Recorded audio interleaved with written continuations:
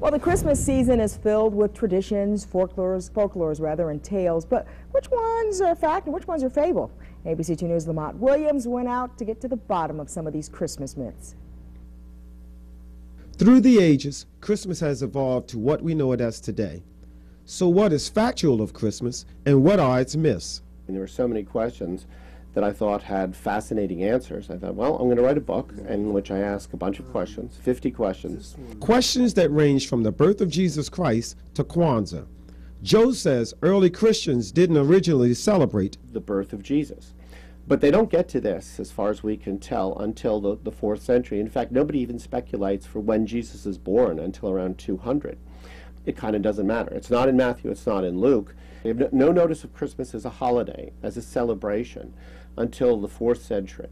What about that jolly old elf, Santa Claus? How did he get in Christmas? A genuine bishop, a St. Nicholas, who lived in the 4th century AD. Santa Claus, though, is really the invention of a handful of people in 19th century New York. Essentially, take old Dutch Sinterklaas, who is derived from St. Nicholas, and they essentially resuscitate him. They're the ones who come up with the sleigh, Santa Claus flying through the air, the gift giving as we know it, and actually what he looks like, the sort of round guy with the big beard and all the fur. And the reason we place things under the tree? If you look at the nativity count, they're the Magi, but there's no association. And gift giving is really a Roman pagan idea, especially birthday gift giving.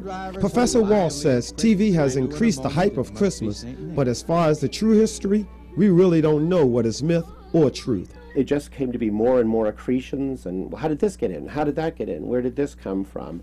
And the fact that it's so complicated, and there's so many different streams that have come into Christmas, that's part of what makes it so fascinating. In Baltimore, I'm Lamont Williams, ABC 2 News.